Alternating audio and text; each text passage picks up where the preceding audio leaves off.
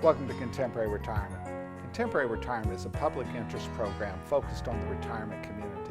Every program has segments on legal, financial, and health issues affecting the retirement community. Contemporary Retirement is sponsored in part by a major grant from the Family Heritage Trust Company.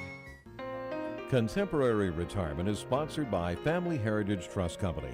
The Family Heritage Trust Company is an independent bank chartered trust company established by local professionals to provide fiduciary services including fee-based investment advice, trust services, retirement planning, and tax planning. The Family Heritage Trust Company is committed to client service in our communities. For more information, call the Family Heritage Trust Company at 301-631-5900.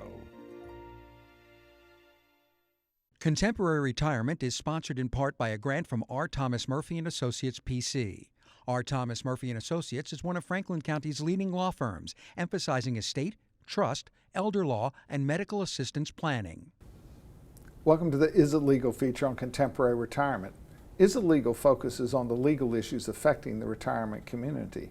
With me today is Tom Murphy from the R. Thomas Murphy Law Firm with offices in Waynesboro, Chambersburg, and McConnellsburg. Welcome to the show, Tom. Good morning.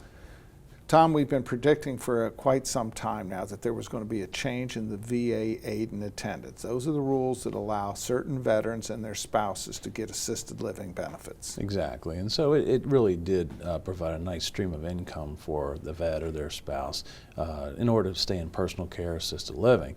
But the rules were very lenient up until about mid-October, and now they've instituted some pretty rigid rules. And frankly, somewhat legitimately so. The system was being gamed, it was being abused by transfers made to children, having no impact on eligibility. And as we stated last week, it had a tremendous impact on Medicaid eligibility for the nursing home.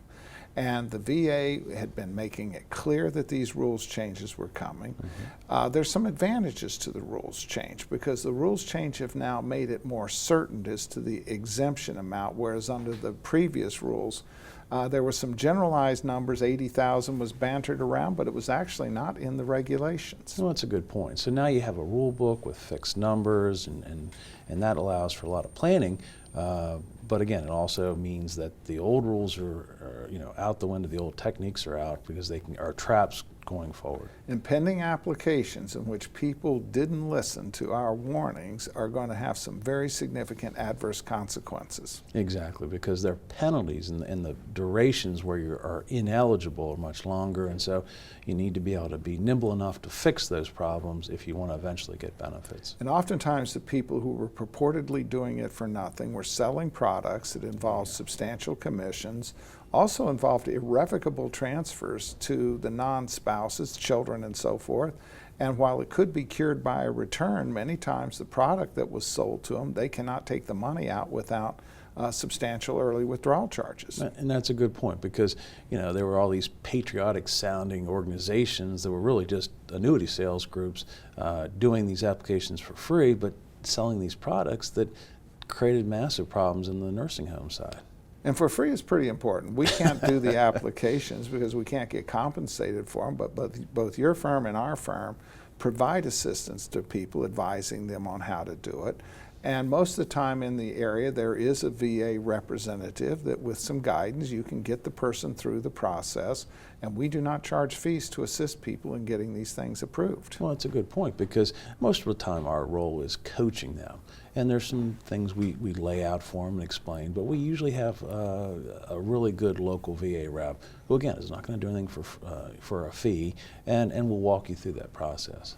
And one of the challenges that we're confronted with as elder law attorneys is the strategies that people were using, which sort of took advantage of the VA system, were absolute train wrecks, did not work for medical assistance. Yeah, it was the Wild West, and people were being told to give away things and buy products and do all this stuff that 6 months later when mom or dad had a health issue, it caused a major nursing home problem.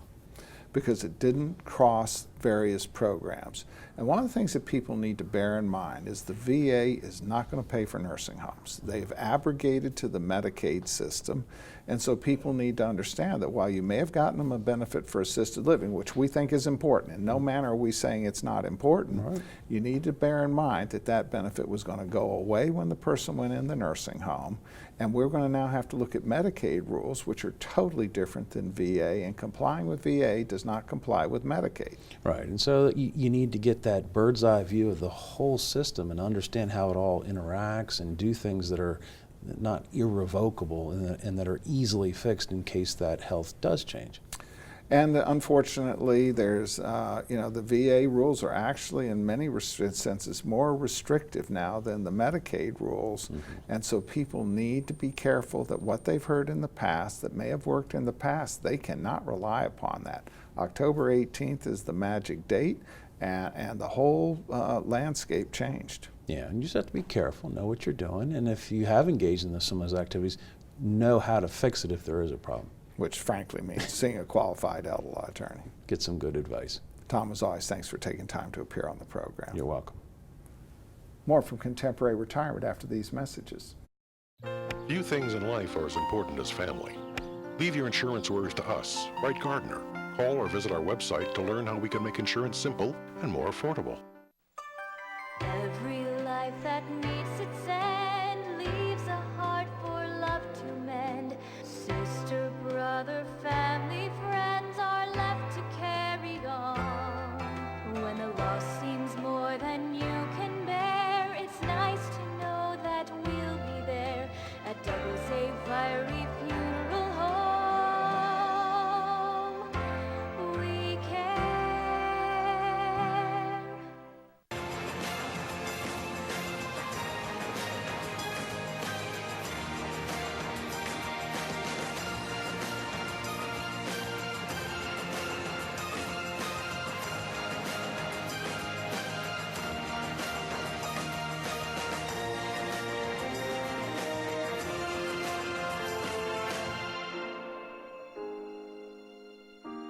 Call Ed Lowe to help put your mind at ease.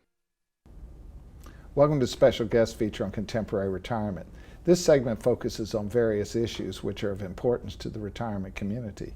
My guest today is Carolyn True, Director, Senior Services Division, Frederick County, Commission on Aging is what it is. But it used to be.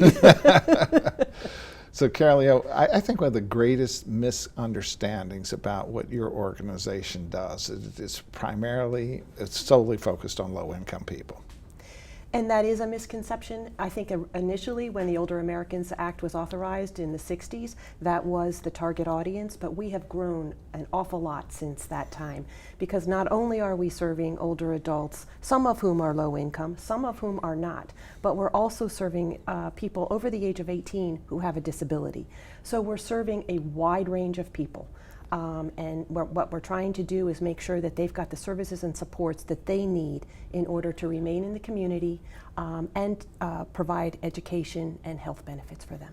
And one of the things that's important to say is while you're Frederick County, Maryland, the Older Americans Act requires every county to support it on a similar level. So every one of our viewers has an organization within their county that's doing similar services. You're right about that. Absolutely.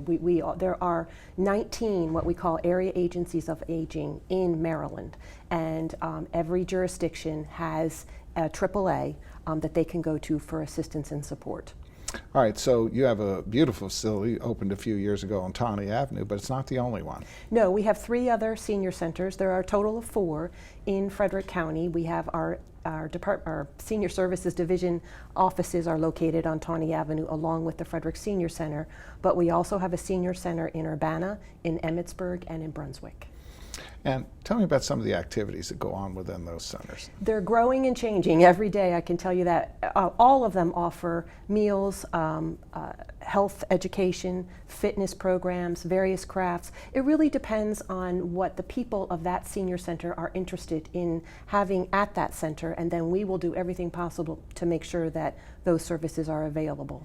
And open 5 days a week? 5 days a week. We also have some evening hours, and we're looking at, depending on staffing, we'd like to have them open on Saturdays as well. And so this gives a chance for a person to get out and socialize. At any level that they want daily. Absolutely, because socialization is key to people's well-being, and we try very hard to make sure that we offer activities and programs that help those individuals be social, remain in the community, because it keeps you young.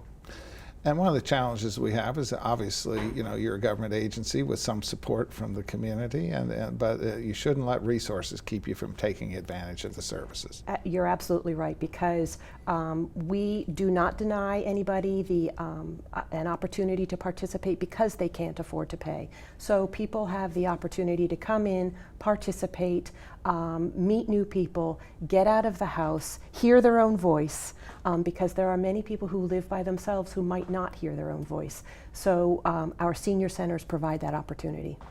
Now, one of the other things that's crucial, and when we talk about it's not just people of low means, but everybody needs to participate.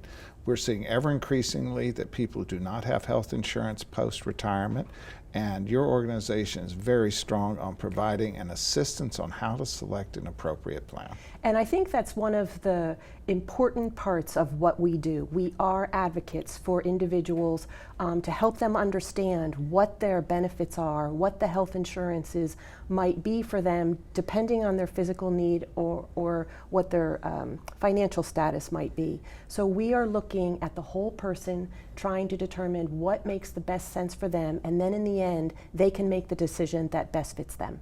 And two of the plans that we routinely deal with require an annual election. That's Part C plans as well as their prescription drug plan. And every year they need to reanalyze that, and you have people there to help them. We do. We have counselors that can assist with the health counseling piece of all of that, help them make the right decisions based on their needs and physical condition at the time.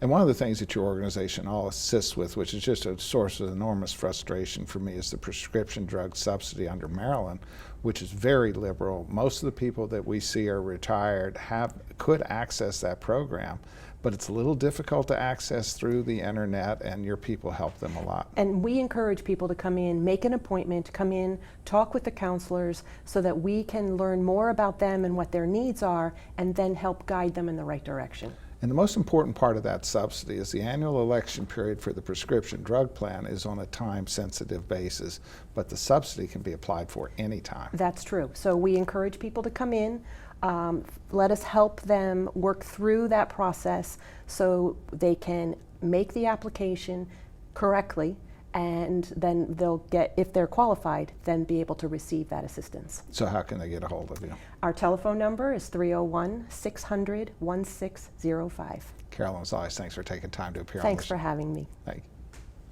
More from Contemporary Retirement after these messages.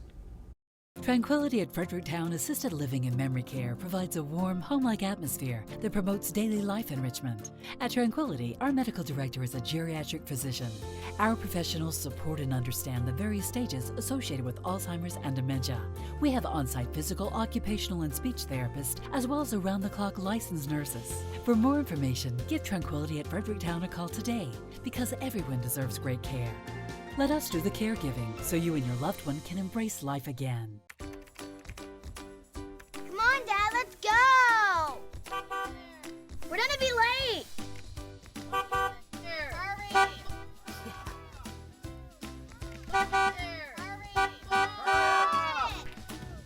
Just one more bid on HurleyAuctions.com. If you haven't visited HurleyAuctions.com, you don't know what you're missing. Whether you're buying or selling, antique cars, tractors, boats, or real estate, you can do it all at HurleyAuctions.com. Get to know Dr. Carrie Hesley at Diagnostic Imaging Services. What I find most rewarding is caring for women through our Women's Imaging Center. We have a caring staff that will ease patients through an ultrasound, bone densitometry, breast biopsy, or mammogram. Our health team is sensitive to emotions involved in women's imaging and understands that every woman is at risk for breast cancer. Providing the community with a center that is so dedicated to breast health and the imaging needs of women is something special. DIS Women's Imaging Center, providing women with progressive care. Welcome to Contemporary Health Scene. Contemporary Health Scene focuses on the health issues affecting the retirement community. With me today is Dr. Matt Wagner, psychiatrist, behavioral health services, Meritus Health System. I managed to get that out. Very good. Finished the first competency test for dementia. Well, thanks for inviting me. Always glad to have you here. You know, one of the confusions that we have as myself representing families dealing with dementia is the difficulty in sort of identifying what the diagnosis is. Right. Well, dementia refers to the syndrome of loss of brain functions. You can think about it as brain failure. So when we know that organs fail, right? People have heart failure, they have kidney failure, they have liver failure. It means that organ isn't working well. And when the brain isn't working well, that's called dementia. You have loss of function in these several different areas of brain functioning. And so dementia is the largest category of them all, but then there are all kinds of subsets within dementia. Right, so dementia just describes that this organ is not working right, but it doesn't tell you what the cause is. Now, there are a number of causes of brain failure or dementia, just like there are a number of causes of heart failure or liver failure. By far the largest cause of dementia is Alzheimer's disease, which is a degenerative disease of the brain that we don't really understand the cause, but probably has a lot of genetic factors. And I understand that sometimes diagnosing that can be difficult. Well, it turns out to be fairly straightforward most of the time, although we don't have a lot of specific diagnostic imaging tests or laboratory tests. It is a clinical diagnosis, but the presentation is usually pretty straightforward. It's a gradual and progressive decline in memory at first, then other intellectual or cognitive functions, such as knowing how to plan things, how to know how to pay a bill and write a check, how to know how to operate your washing machine, how to be able to plan a trip to the grocery store and the barber shop and back. People start to lose that ability, which is called executive functioning, and they have a lot of recent memory impairment, and it's gradual and slowly progressive over time. That's pretty typical of Alzheimer's disease. Yes, there are some harder to diagnose cases around the edges. Well, one of the interesting characterizations that the Alzheimer's Association uses, it's not that you don't remember where you put your keys, it's that you don't remember what they're for. That's exactly right. And people lose other functions too sometimes. They lose the ability to manage things in space. How do I button this shirt? And that's called apraxia. So there are different kinds of brain functions that get lost. And oftentimes the challenge here is at a family level is that the person who's beginning to experience those symptoms many times does not recognize that they're occurring, and oftentimes it's sort of obscured from their family as well. Right. I mean, in many cases, this is really more of a family burden than it is for the individual. Although in some early cases of dementia, Alzheimer's disease being the largest cause, people are aware that they're failing. But you know, one of our brain functions is the ability to look in on ourselves from the outside and monitor. How am I doing? You know, how well am I remembering things? How well am I functioning? That part of the brain functioning gets lost early because it's a higher level function. They tend to get lost early. So people lose the ability to appreciate that they're not doing well. They think they're doing fine. Their family's aware that they're, you know, not doing fine. Well, you know, the great challenges we have as elder law attorneys, you know, you'll see people write powers of attorney says, in the event of my incapacity, then I appoint somebody else. Well, the reality is the person who's suffering the incapacity all the time is the worst judge of whether they're suffering it or not. That's exactly right. And that's where, you know, a durable power of attorney is helpful, and you may have to get a physician or some other expert to be able to make that determination and then allow that to go, function to go forward. And so as we look at this, then, you know, it manifests itself a lot of ways. So Alzheimer's is common, but we oftentimes hear families say, well, I don't have Alzheimer's, I have vascular dementia. What's the difference? Right, the second most common cause. So Alzheimer's disease is responsible for 50 to 60% of the causes of dementia. The second most common cause is vascular disease of the brain. That means strokes or mini strokes. You can distinguish the two sometimes on the clinical basis if someone has some other neurological signs or symptoms. In everyday practice, many people have a combination of both. And in terms of treatment and the course of the illness, they're pretty much the same. So you can say that 90% of dementia cases are going to have a fairly similar course over time. So it's not a big distinction in practical life. But oftentimes, you know, the consequence to the family member and the person suffering from it are relatively similar in terms of trying to manage that person on a day-to-day basis. Exactly right. Yeah. And then, of course, we have other diseases that progress with dementia as well. We'll see Parkinson's and so forth, which dementia may become part of the symptoms as well.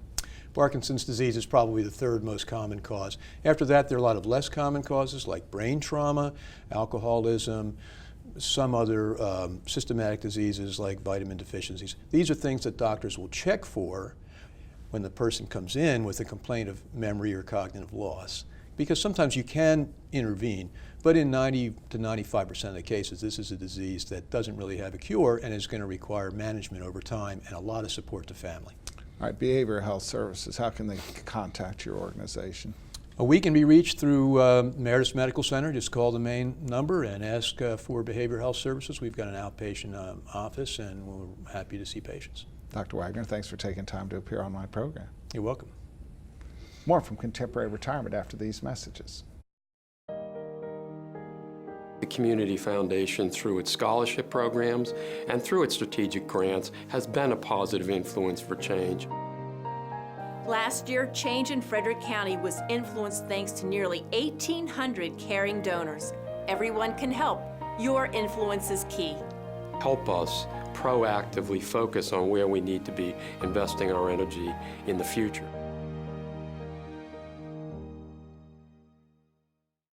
Albright, Crumbacher, Mal & Itel are a full-service firm that provides elder care services including managing incoming bills, bill payment, depositing checks, balancing bank statements, and preparing, planning, and filing personal tax returns. Put your mind at ease and call us today.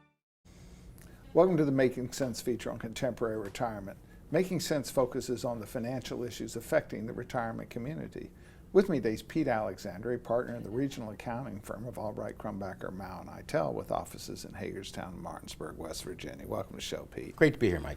Pete, we're in the last week of the year. There are things that are just must be dealt with. Let's first of all talk about that RMD. What the heck do we mean by RMD? Required minimum distribution. Anybody that has money in an IRA, and the money could have been put into an IRA directly, or the money could have been rolled over from your company 401k, simple plan, or some type of pension. But if you have money in an individual retirement account, that money, unless it's a Roth IRA, and we'll exclude Roth IRAs here for this conversation, that money has never been taxed. The money you put in, you got a tax deduction for. The earnings, never subject to tax. The government has been sitting around patiently waiting to extract their pound of flesh. And has now lost patience. They have, once you hit age 70 and a half, not 70, not 71, the year in which you hit 70 and a half, the government says, we want you to begin to take out money, and we want to begin to tax you on that money. Do you have to spend the money? That's right. That's a lot of people think some reason they take out. You can take it out of your IRA and you can put it into a non-IRA, but the same identical investment if you so wish. Savings account, your regular investment account, and you don't have to spend it. Right, but at 70 and a half, you must pull the money out and you must begin to pay tax on that money. The money pulled out is considered retirement income, whether it's the money you put in or the earnings. It's all reported on a 1099-R. It's all deemed ordinary income, which means you don't get the special capital gain rates or anything like that. So it doesn't matter if it's invested in stock, it still comes out as ordinary income. It comes out as ordinary income. But now somebody says, I'm going to get really smart. I'm not taking it out. The government's not going to tell me what to do. Well, first of all, the year that you turn 70 and a half, as we said, is the year you're supposed to start taking it. The government will allow you to delay 1 year, but the next year you must take out the first year and the second year. Essentially double down. You have to double down. So for most people, it doesn't advantageous them to take it all out in 1 year, spread it out over two, at least it guarantees you in a lower tax bracket. Now, if you just don't take it out, and the government does eventually catch you. Which they will, because there's reports going to them all the time. Yeah, the penalties, first they charge you tax, then they charge you interest because you didn't pay the tax timely, then they charge you penalties up to 50% of your under distribution. So you take your tax, your penalty, the interest, you could end up paying as much in tax as your required distribution was. In essence, 100% tax liability. So there is just no bargain in playing around with it. No, you must begin to take it out. Like I said, you don't have to spend it. And as we've talked on previous shows, there are ways to minimize the tax when you take it out. And there's some other things to bear in mind too. You know, you have 3 IRA accounts. They're just saying they're all 3 $100,000, and you have a required minimum distribution of $15,000. Do you have to take it out of each account $5,000? And that's a good question also, because each bank is required to send you notification on your 70.5 year and tell you how much you're required to take out from that IRA. So under that scenario, you could get a notification, or should get a notification, from each of the 3 banks, each of them telling you you're required to take out $5,000. No, you don't have to take it all out of each one of them. You can pick one and take it all out of one. You do have to accumulate them to make the calculation how much you take out, but you are indeed allowed to just pick one and take it out of one IRA account. So if you had, if you were using CDs, which we don't recommend, but pretending that you were, and 2 of those CDs had pretty high interest rates on them, relatively speaking, you could take it out of the one account that is not earning very much interest. Exactly. And do remember, husband and wife are completely separate for this. So when we say you can take it out of one IRA, if husband has a $15,000 minimum distribution and wife has a $15,000 minimum distribution, they each must take $15,000 out of their own IRAs. Right. They can't double up, because that money is tracked completely separately. And then, of course, as we're in the last week of the year, they should be paying attention to the potential for charitable contributions, and also the potential of having a distribution to a charity. Yeah, we've talked about this briefly on other shows. When that money comes out, it is naturally taxable. If you put the money and you decide, well, I don't need the money, I have enough money to live on the rest of my life, I'm going to donate a chunk of it to charity. In the olden days, you almost were assured a charitable deduction. Nowadays, you might not get the charitable deduction because the new tax law has changed the standard deduction for a couple over 65 to $26,600.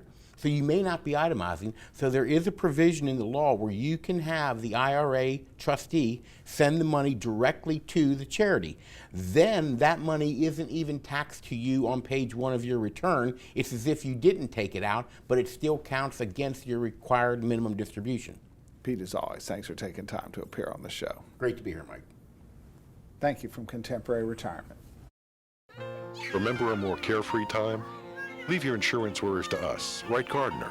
Call or visit our website to learn how we can make insurance simple and more affordable.